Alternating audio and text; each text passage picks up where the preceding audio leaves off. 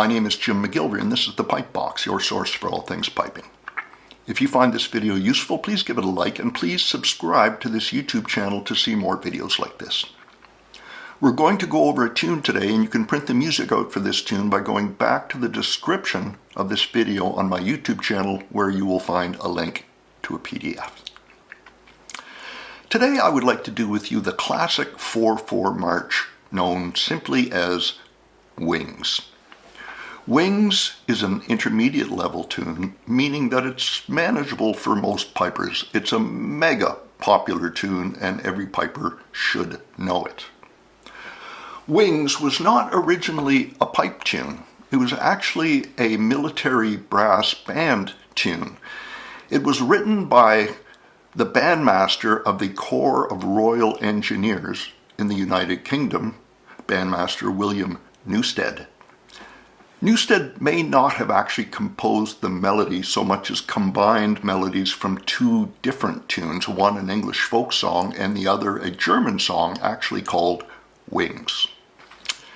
The tune became the regimental quick march of the Corps of Royal Engineers. It spread through Commonwealth countries and around the world, and today it is one of our most popular 4/4 marches. So popular that, in fact, it's often chosen for mass bands at the Highland Games. So, let's start by having a look at the whole score. As you can see, there is lots of white space here, so the tune is not dense with notes and grace notes. The hardest piece of technique is a torlua, which begins 3 of the 4 lines. Let's look at the annotated score now. We're going to focus on only one piece of technique in this tune, and that's the torlua at the start of each line. We will talk about other technique, but mostly in a musical sense. This will mostly be a musical lesson on Wings, not a technical one. The remaining markings are all concerned with music, and particularly with not rushing.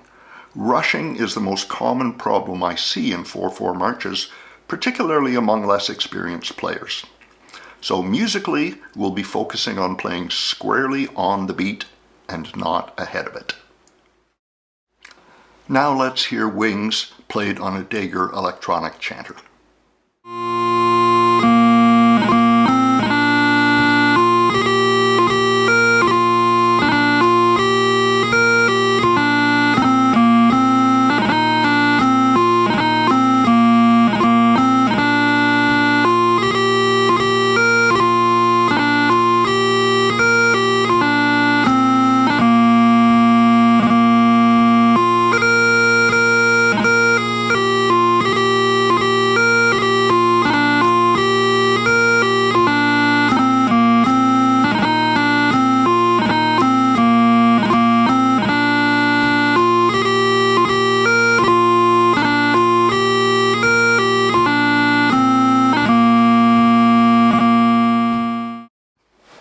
Let's look at the first part.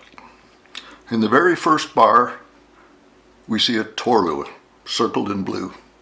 This is the one piece of technique I wanted to talk a little bit about because I often hear torluas abused by advanced beginner and intermediate pipers.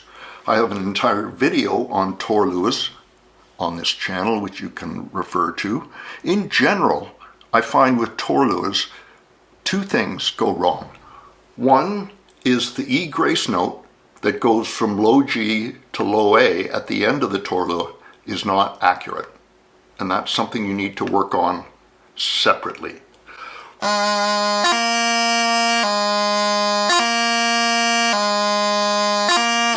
To be able to do that. The other thing I find with torluas among advanced beginners and intermediates is not enough low G. The little finger tends to hit the chanter and come right up rather than waiting for the D grace note and then letting the E grace note settle so it can be accurate. So, lots of bottom. Not.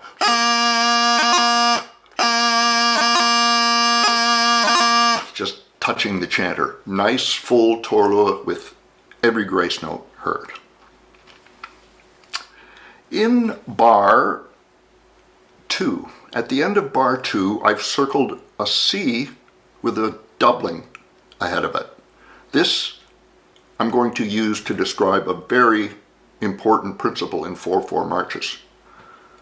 Whenever you see two eighth notes together, two even eighth notes as a pair, always think of the first note in the pair as being the stronger note.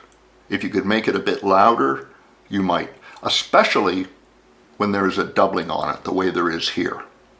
So, bar 2.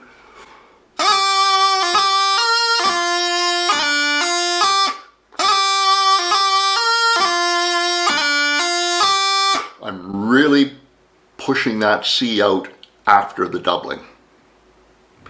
Some pipers will play that doubling and immediately launch into the next note.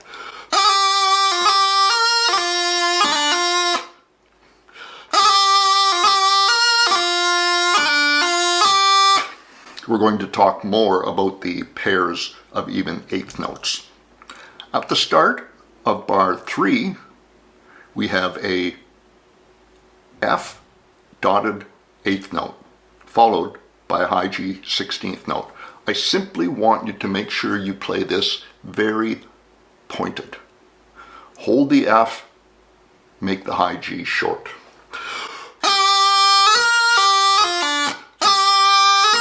I often hear, which is a bit lazy. Point that F.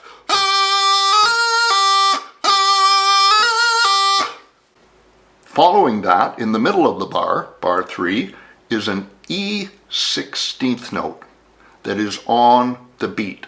And I've circled that because pipers tend to play short notes that are on the beat ahead of the beat. Pipers tend to play the second note on the beat rather than the short first note. So you'll often hear pipers play the C on the beat rather than the short E, like this.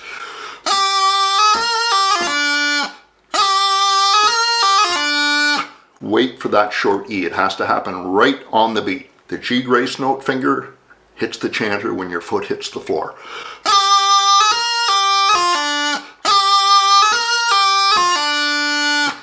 That's true for all short notes that are on the beat in almost any tune of any time signature. At the end of bar 3, I've circled in blue a B, which again is the first note of a pair of eighth notes. And I want you to make sure you push that B out and you don't just rush down to the low A.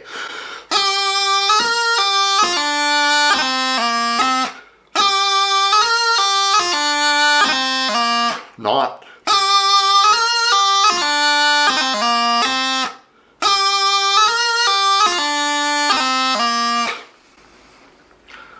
Last bar in line 1.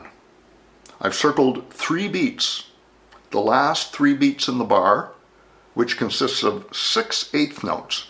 I've circled this because I find pipers, when they get a long run of eighth notes like this, will tend to rush them and play ahead of the beat. I'm not sure whether people are intimidated by the number of notes in the bar, but for some reason, long strings of eighth notes will get pushed. And I want you to really hold back and make sure the first note of each of the pairs is on the beat and is stretched.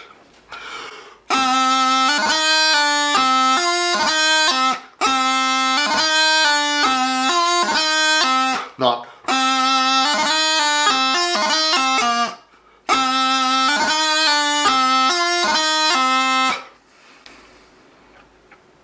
Line 2 in part 1, we have the Toralua beginning the line again. You're going to be very, very careful with that. End of bar 2, we again have the C doubling with the pair of eighth notes. We're going to push that first eighth note out a bit. And then the 2 circled notes that we talked about in the ending. So that is the first part of Wings. Let's hear it played in the practice chanter.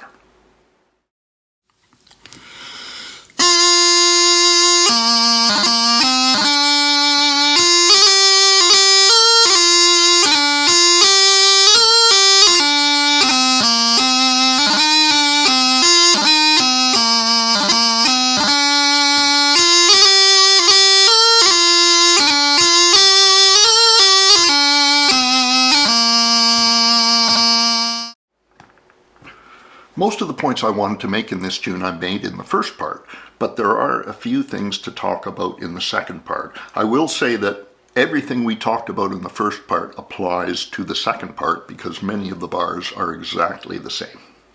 In part 2, line 3, bar 1, right in the middle of that bar we see a grip. I want you to treat that grip exactly the same way as I asked you to treat the torlua in the first part. Lots of low G. You want your grip to be a grip, not a blip. I hear many grips that sound like this,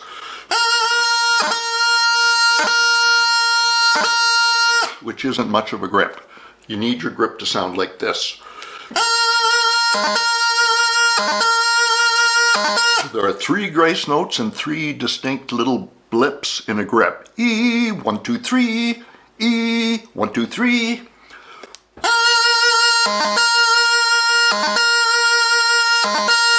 So keep your grips nice and open with lots of low G.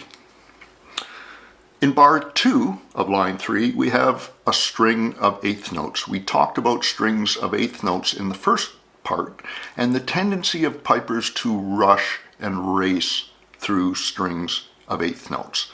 So that bar, I don't want to hear this.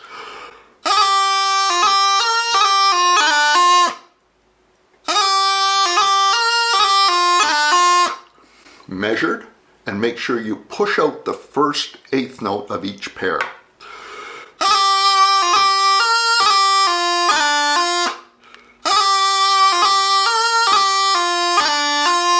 Don't underestimate the challenge of playing notes that are the same length. Strings of even notes are difficult. The rest of that line is the same as line 1 of the first part, and the 4th line is the same as line 2. So we have effectively done wings. Let's hear the second part played on the practice chamber.